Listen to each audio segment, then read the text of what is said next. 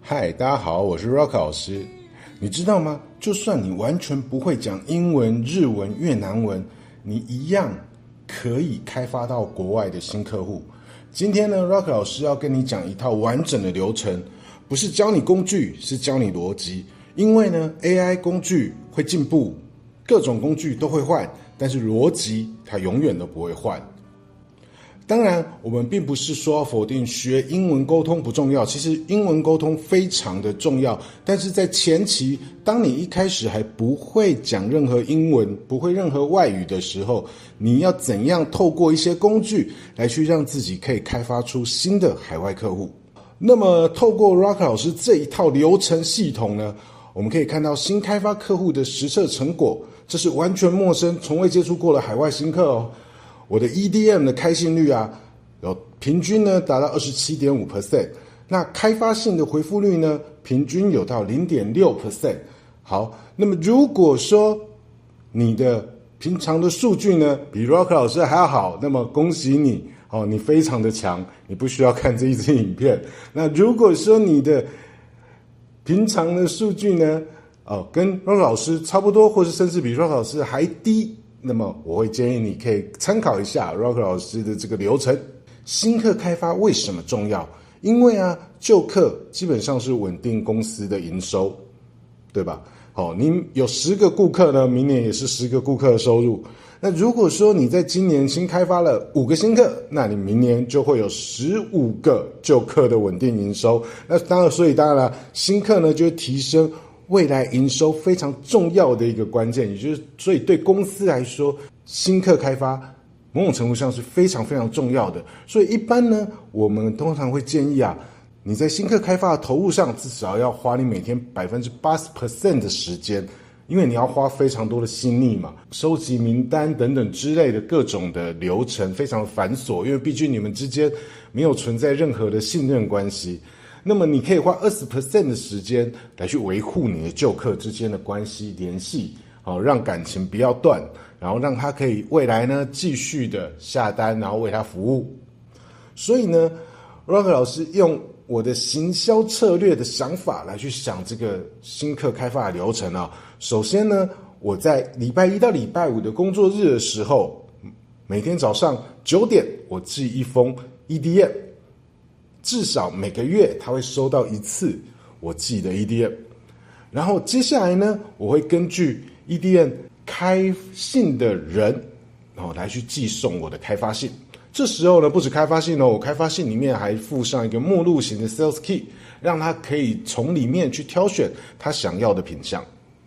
接着，如果有客户回复的时候呢，我会附上一个他挑好商品的单品型的 Sales Key。接着最后就会是报价跟业务谈判的部分，用行销的概念、行销漏斗的方式来跟大家讲这个东西。EDM 工作日发送是最大的，从大一直说到最小的报价跟谈判。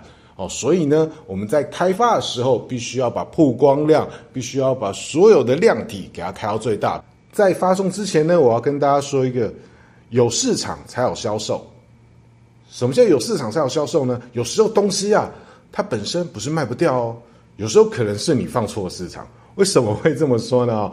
以前呢，老师在年轻的时候曾经摆过路边摊，那时候啊，我去火车后站华阴街批了一箱耳环，然后一开始啊，我就先在我住的那附近西湖市场商圈，大家都知道那时候以前西湖市场商圈很多卖吃的、卖面啊什么的哦，我就在旁边摆了一摊卖耳环。第一天呢，赚2000块，很开心。结果我那一个礼拜就只有那2000块，我想说啊，完蛋了，如果这样下去，下个月房租不知道怎么办。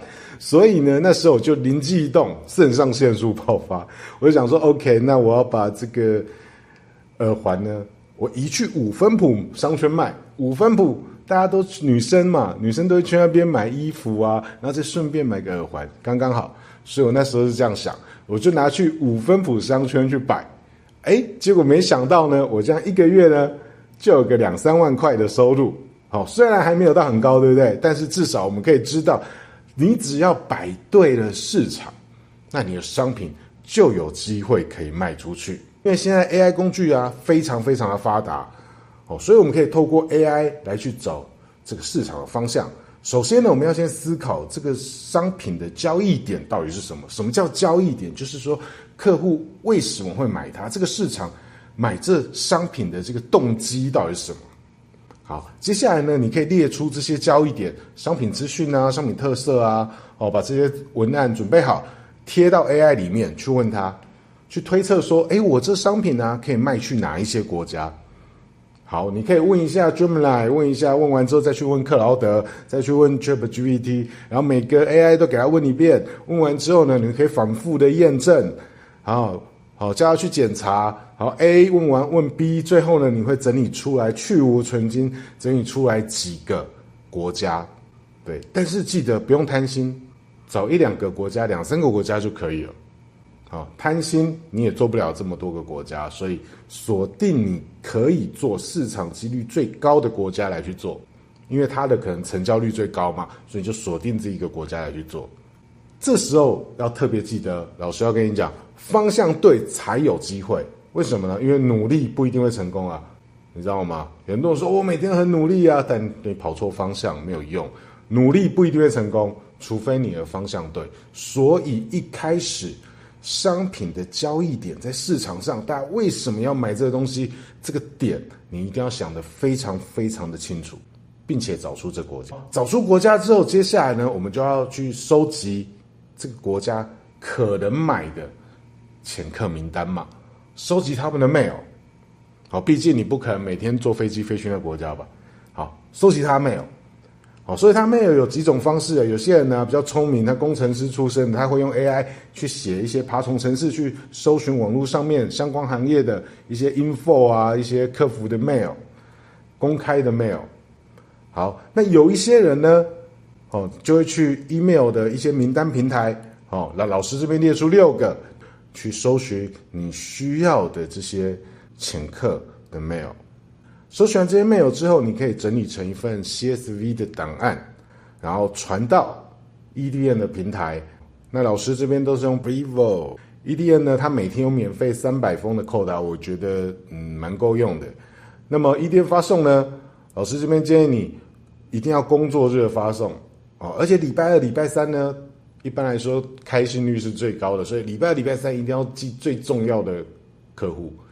所以你礼拜1到礼拜5呢，可以平均去分摊300个人、300个人、300个人、300个人，然后礼拜2、礼拜3排最重要的那600个人，对吧？好，然后接下来呢，你的 EDM 就可以用那个国家常用的语言，然后记得一定要用那个国家刚上班的时间，比如说9点上班，然后打开它的 Outlook 就可以收到你的 EDM。为什么会特别建议用 EDM 平台去寄呢？有些公司它会锁一些其他国家的 IP 寄的信，那你透过这个方式呢，它的寄达率呢其实是比较高的。那 EDM 的部分呢，首先当然就会有标题嘛，标题啊不要写你自己有多好，应该写这个商品可以带给对方什么样好处。第一段我就会给他一个市场机会，你要想象你就是他的顾问了，你要推荐他这东西是一个非常好的投资，才会赚钱嘛，谁进货不是为了赚钱？所以进货本身就是一个投资，不是你的东西好，而是你这东西可以让他赚到钱。所以第一段呢，就是这商品所存在的市场机会，一些知识或者东西的痛点，或者说这市场数据这东西这个市场呢正在成长当中。接下来不用太多，讲这商品的3个特点就好了。什么样的好处呢？这边要特别提醒大家，比如说这东西很棒，它可以减少退货率；这东西很棒，可以增加回购率。可以减少你的行销费用，这些东西才是客户他真正想要听的。然后接下来呢，就给他一个 push 的按钮，对不对？请联络我，我有一个接受全球贸易的订单。然后最后呢，你可以附上一个简单简短的，不用太多的公司的基本的介绍，来去增加你的信任感，或者说甚至你有一些得奖，你有得过红点设计奖，你有得过什么各种的不同的奖项，你可以放在下面来增加一下你的信任感。写完之后呢，你可以用刚刚说的 EDM 平台先做一个中文的 EDM， 接着你可以把这 EDM 下载成一个 HTML 档案，然后把这 HTML 上传到 AI， 请它按照这个结构来去翻译，但是翻译的时候，你不能直接说帮我翻成西班牙文，帮我翻成英文，这样也太容易了吧，对不对？这样都没也不用特别写什么咒语，你只要跟他说，帮我翻成哪个你指定的国家，英国好了，帮我翻成英国的英文 ，B to B 的商业语气，然后我的 TA 呢是采购，这样子呢，他就可以按照你的想法去翻，翻完之后，当然你可以透过 Google 翻译嘛，翻译在 HTML， 然后去做2次的确认它翻的是不是你想要的那种感觉那样的文字。如果不是的话，你可以继续请他修正。修完之后呢，你就可以获得那一个国家的外语 EDM。那很多人会说，为什么我一定要翻成那个国家的语言呢？因为聪明的猎人往往以猎物的姿态出现。然后我有一次听到这句话，我觉得非常非常的打动我。要用对方习惯的语言啊，你才可以拉近距离，降低他的戒心，对不对？我们有时候看一些 YT 影片，不是有介绍吗？你对法国人讲英文，他根本就不想理你，意思就是这样子。很多人呢，他只习惯看他的语言，就算他知道你不会那一国语言，但你至少用 AI 翻成一个接近 90% 他可以看得懂的东西，他也会觉得你很有诚意。这就是聪明的猎人往往要用猎物的姿态出现。你要杀一只羊，你总不能拿着刀在他面前吧，他一定会逃跑的，对吧？你要降低他的戒心。接下来呢，我们来讲开发性呢加目录型的 Sales Key。因为 EDM 呢会有开信的名单嘛，你把开信的名单抓下来之后呢，整理起来，然后你就可以来针对这些做一个群发的开发信。既开发信呢，一样啊，要想一下标题很重要嘛。首先标题啊，就给他一个提升业绩的机会，这是一个拓展你产品线的机会哦。比如说卖饮料，这是拓展饮料产品线的机会，增加饮料产品线业绩的机会。前面记得加一个 follow up，就是跟进，让他觉得说原来我们之前有谈过，或者原来你不是第一次寄，你是第2次寄，对，你昨天看过 EDM 的，所以我今天寄一个 follow up 给你，继续的持续的追踪回复。然后呢，第一段呢，你可以跟他说，我有一个提升业绩或增加产品线的机会，我想要跟你讨论，去降低对方的戒心。然后接着呢，你可以主推一个你推荐的商品，你可以推你EDM的商品，也可以推你最近很热卖的商品。你可以说我最近想告诉你一个很受欢迎的商品，然后再加上一个实际案例的数字，去告诉他这东西是蛮有商机的。我有一个顾客每年呢卖5万台，他听到就会特别想要理解，想要了解这个商品。然后接着呢，你可以引导他去做选择，你可以写说我这封信呢附上一个目录的 Sales Key， 你可以参考看看。如果你不喜欢我推荐的商品，你可以参考看看有没有其他的选择。然后接着呢，你可以告诉他，有兴趣的话呢，我们可以约个线上会议讨论，或者说你可以回复我，你有哪些感兴趣的商品。最后补一句很重要，如果我不小心记错人了，可不可以请你帮我转交给适合的窗口，去增加渗透对方公司的机会。很多人很热心，他会帮你转寄，我就遇过很多帮我转寄的，介绍到一个品类经理，介绍到一个 buyer， 很重要，所以记得一定要告诉他，如果我记错了，不好意思，请可以帮我介绍一下吗？当然，你写完中文的这个架构之后，因为我们不会英文嘛，不会外语，写完之后我们就用 AI 翻。你写完这个中文信之后，你就贴到 AI， 一样请他翻译，请他翻成你的目标的国家。比如说我要翻的，请帮我翻成日文 ，B to B 的商务语气，对象是采购。OK， 跟 EDM 一样，然后再贴到翻译来回的确认他有没有写对。写对之后呢，没问题了，就把这些名单，把这开发信勇敢的给它寄出去。然后接下来呢，你可以在里面附一个目录型的 Sales Key。目录型 Sales Key 就是比如说你有些分类嘛，浴室商品类 ，OK， 寝具商品类等等之类的就分类好再记得要压缩这个 PDF 压到大概3 MB 以内。前面呢第一段可能是礼貌性的一些自我公司的品牌介绍简单1页就好了。加深印象，你可以给他一个我们的核心理念是什么，或者是我们有得过一些奖。得奖资讯，我们可能海外贸易很有经验哦。再来呢，给他选择的权利啊，对不对？你不要替他做选择，给他选择的权利，就说我们有这些分类，里面有这些商品，请你选看看。好，最后呢，可以增加一些信任感，跟EDM一样我们公司呢大概有25年以上的设计经验好，经验非常的丰富，这样子增加你的信任感，把它附在你的开发信里面，好，让他选。你要记得每天重复这个循环就好。就跟那个漏斗一样，每天重复这个循环。为什么呢？因为复杂的事简单做，简单的事重复做，反复每天的问。你有一批的名单，你每天问，每个月问，直到对的时机点出现。因为有时候你寄可能会被拒绝，那很好，那表示我们现在这时机点不适合。但是如果他今天刚好需要的时候，而你刚好问了，那机会就是留给你。因为机会永远是留给有开口的人，不是留给准备好的人。你准备好了，你没有开口，他还是不知道你准备好了。如果你寄了这么多的开发信，然后每天一直重复每天一直重复这个循环，去完之后呢，他可能会问你嘛，我说我喜欢这罐饮料，那你可以帮我介绍一下，回一下报价或什么的等等之类的，对吧？获得信件回复的时候呢，就是询问对方感兴趣的品项跟数量。如果有人只是问你说请给我报价，那这时候你会掉入一个陷阱，你就直接给他报价，然后他很贵，然后这件事就结束了。不行，你要问出他感兴趣的品项和数量，或是他回了之后，你先进行背景调查，你看一下他们公司适合你们公司什么样的商品，你特别推荐他，比如说我推荐你这个商品非常适合你们公司缩小范围啊，可以把随意询价的人删掉，因为大部分人回你呢，通常都会是说你多少钱，或者说那请给我一个报价单那有价目表吗？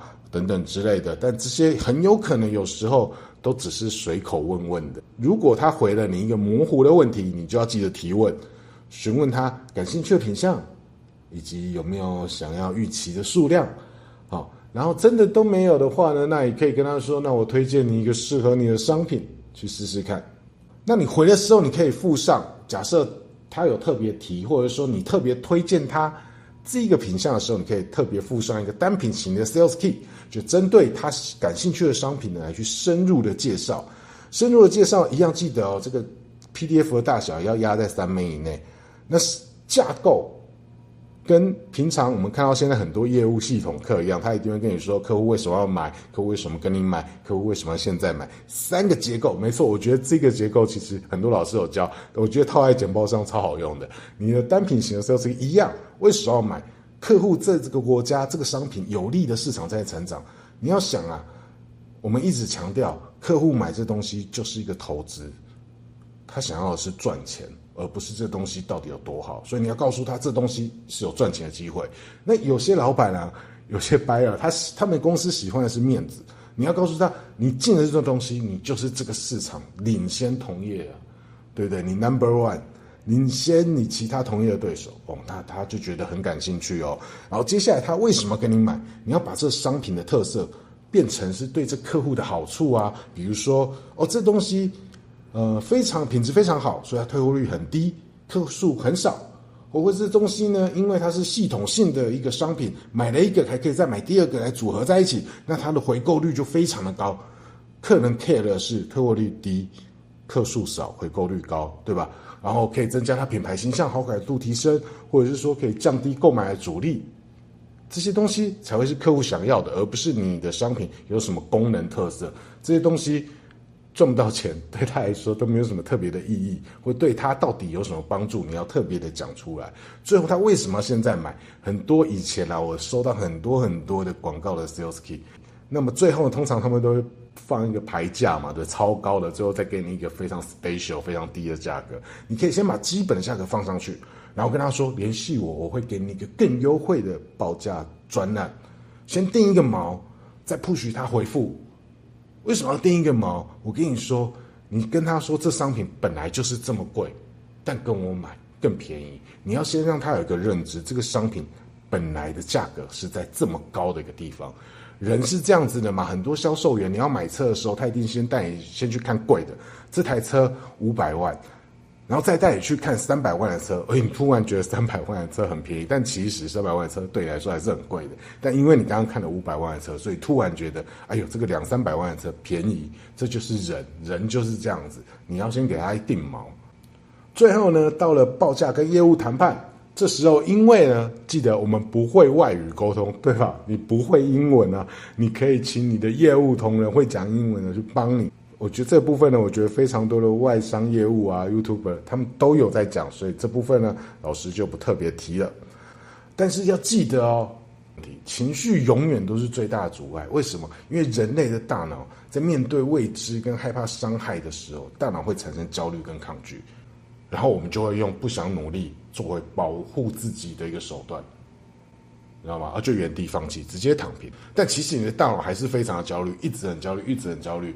然后你会越来越难过，你要越来越抗拒，然后最后你还是一事无成，因为一直在这个负面的情绪里面去做一个循环。